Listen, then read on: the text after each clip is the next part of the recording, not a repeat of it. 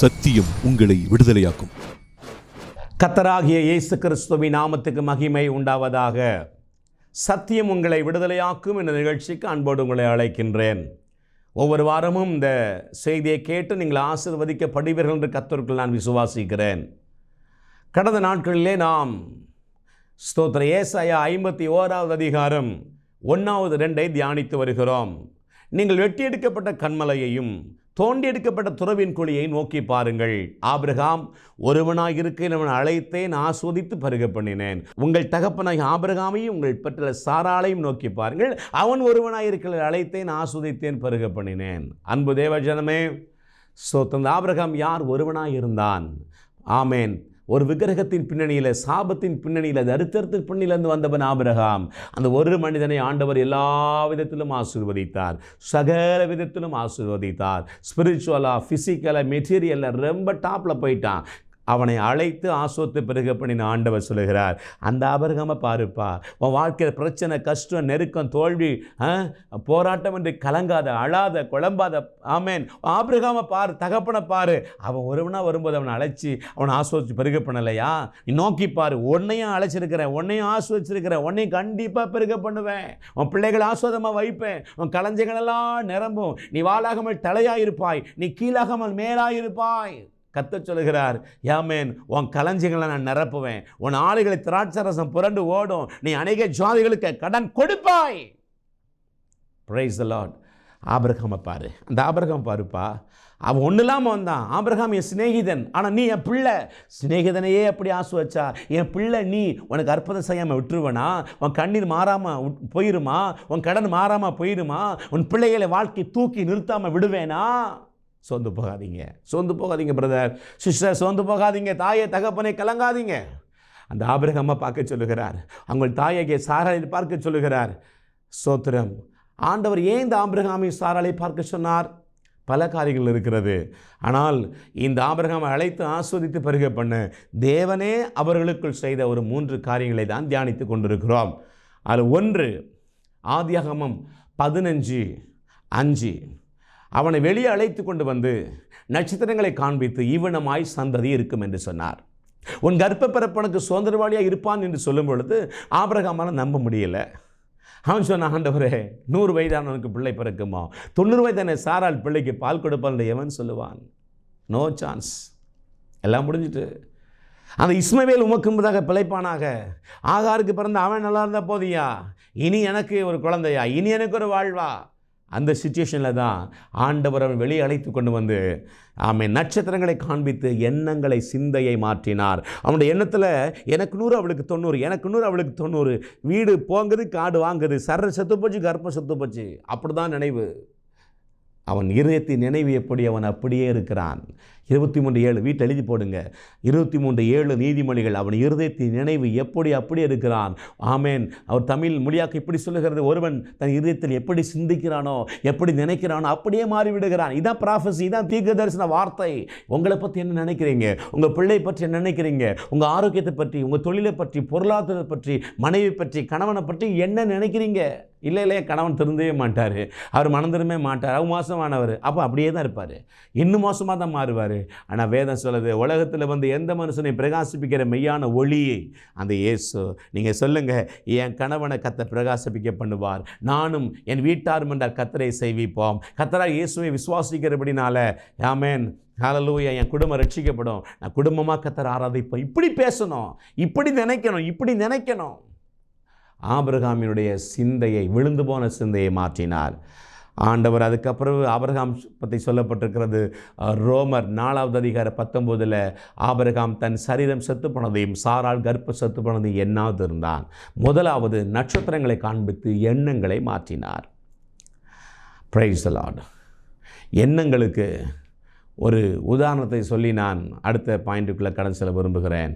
ஒரு தூக்கு தண்டனை கைதி, குறிப்பிட்ட நாள் அந்த தூக்கு தண்டனை கைதியை தூக்கிலிட்டு கொலை செய்ய வேண்டும் என்று அவனுக்கு தீர்ப்பு கூறப்பட்டது.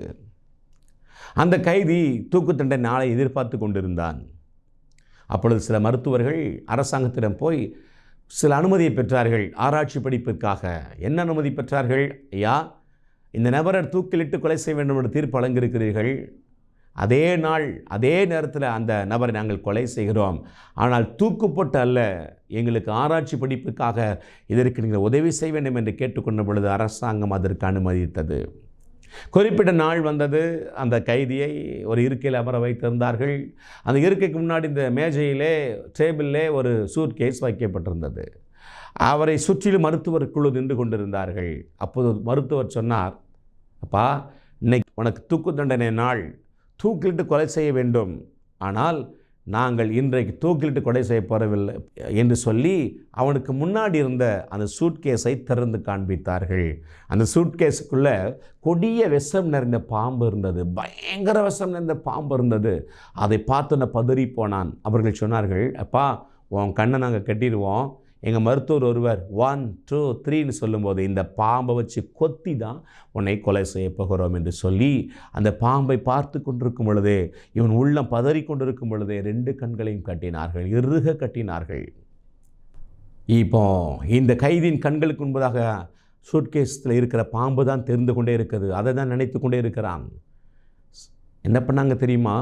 இறுக கண்களை கட்டின பின்பு அந்த சூட்கேஸில் இந்த பாம்பை, கொடிய விசர் இந்த சர்ப்பத்தை மூடி அமைதியாக அப்படியே இந்த பாக்ஸை கொண்டு போயிட்டாங்க.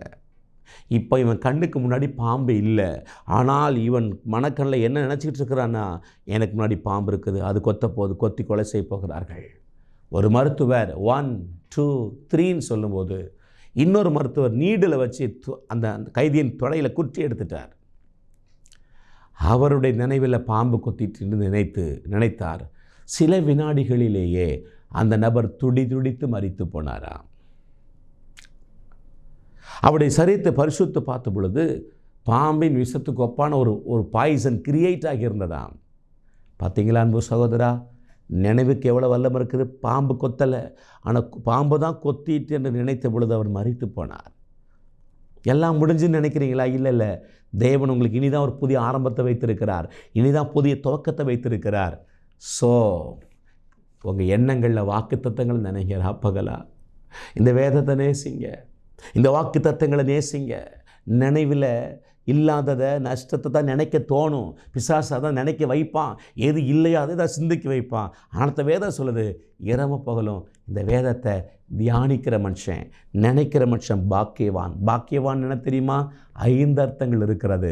ஆசீர்வதிக்கப்பட்டவன், இன்னொன்று சந்தோஷமாக இருக்கிறவன், 3வது மற்றவர்களால் பொறாமைப்படக்கூடியவன், பிரைஸ் தி லார்ட், 4வது செழிப்பாக இருக்கிறவன், பிரைஸ் தி லார்ட், சந்தோஷமாக இருக்கிறவன். 5 காரியங்கள் இருக்கிறது. அவன் பாக்கியவானாக இருப்பான், மற்றவர்களால் பொறாமைப்படக்கூடியவனாக இருப்பான், அவன் சந்தோஷமாக இருப்பான், அவன் செழிப்பாக இருப்பான். பிரைஸ். பாக்கியவான் அவ்வளோ அர்த்தம் இருக்குது எபிரேய மொழியில். யார் பாக்கியவான்? ராப்பகலா இதை நினைப்பா. ஜாஷுவா, இந்த நியாயப்பிரமாண புஸ்தகம் உன் வாயை விட்டு பிரியாதிருப்பதாக, இரவு பகல் அதை தியானித்து கொண்டிருப்பாயாக. இரவு பகல் வாக்கு தத்தங்களை நினை ஜாஷுவா. ஆண்டவர் சொல்லுகிறார், ஜாஷுவா, நீ இரவு பகல் வாக்கு தத்தங்களை நினை, உன் எரித்து நினைவு அப்படியே நீ மாறிவிடுவாய். அன்பு தேவஜனமே, முதலாவது ஆபிரகாமை அழைத்து ஆசீர்வதிக்க தேவன் செய்த முதல் காரியம் நட்சத்திரங்களை காண்பித்து அவனுடைய எண்ணத்தை மாற்றினார், சிந்தையை மாற்றினார். சரி, 2வது என்ன பண்ணினார்? ஆதியாகமம் 17வது அதிகாரம் 5:15 வாசிக்கிறோம். ஆண்டவர் ஆபிரகாமுடைய பெயரையும் சாராளுடைய பெயரையும் சேஞ்ச் பண்ணி மாற்றி அவனுடைய பேச்சை மாற்றினார், அறிக்கையை மாற்றினார், வார்த்தையை மாற்றினார். ஆபிராம் என்ற வார்த்தையை ஆபிரகாம் என்றும், சாராய் என்ற வார்த்தையை சாரால் என்று மாற்றினார். ஆபிராம் என்றால் எக்ஸால்டட் ஃபாதர், ஆபிரகாம் என்றால் ஃபாதர் ஆஃப் நேஷன்ஸ். ஆபிராம் என்றால் உயர்த்தப்பட்ட தகப்பன், ஆபிரகாம் என்றால் ஜாதிகளுக்கெல்லாம் தகப்பன். சாராய்னா ராணி, சாரால்னா உலகத்துக்கெல்லாம் ராணி. ஸோ பெயரை மாற்றி பேச்சை மாற்றினார். 2வதாக அவர்களுடைய அறிக்கையை மாற்றினார், அவருடைய வார்த்தையை மாற்றினார். அன்பு தேவ பிள்ளைகளே, அதைத்தான் நான் பார்த்து கொண்டிருக்கிறோம்.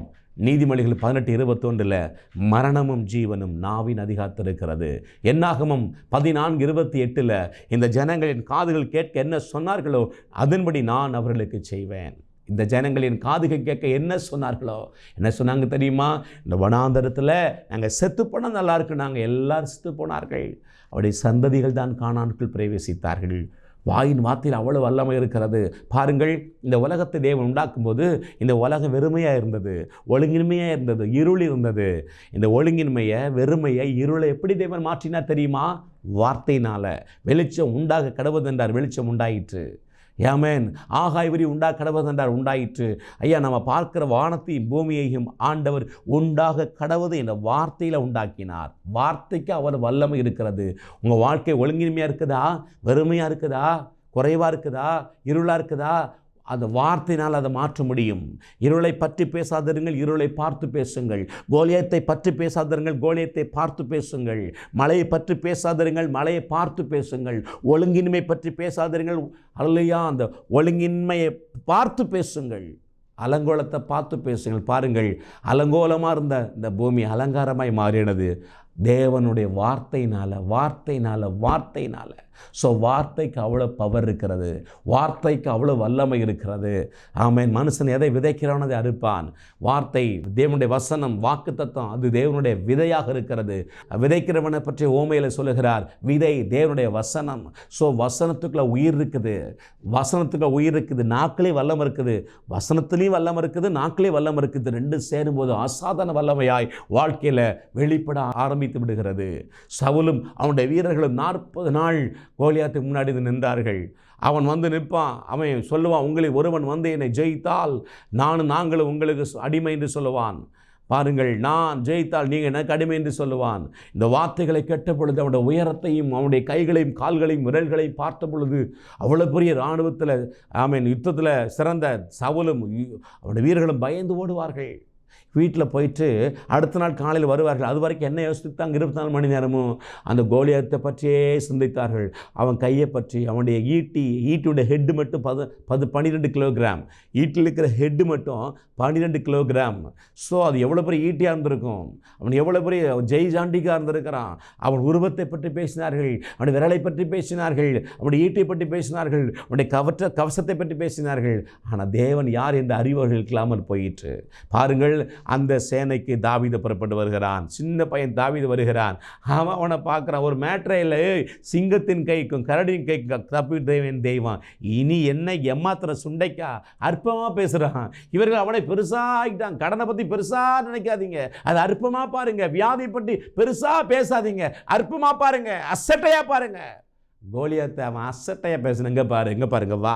இவ்வளோ பேர் என்ன நினச்சிருக்கலாம், ஆனால் நான் உன் தலையை ஒன்று விட்டு வாங்குவேன், மாம்சத்தை ஆகாயத்து பட்சிகளும் பறவைகளை புசிக்க கொடுப்பேன் என்று இஸ்ரவேலின் தேவனாக, நீ நிந்தித்த இராணுவங்களின் தேவனாகிய சேனைகளின் கர்த்தர் நாமத்தில் சொல்லுகிறேன்.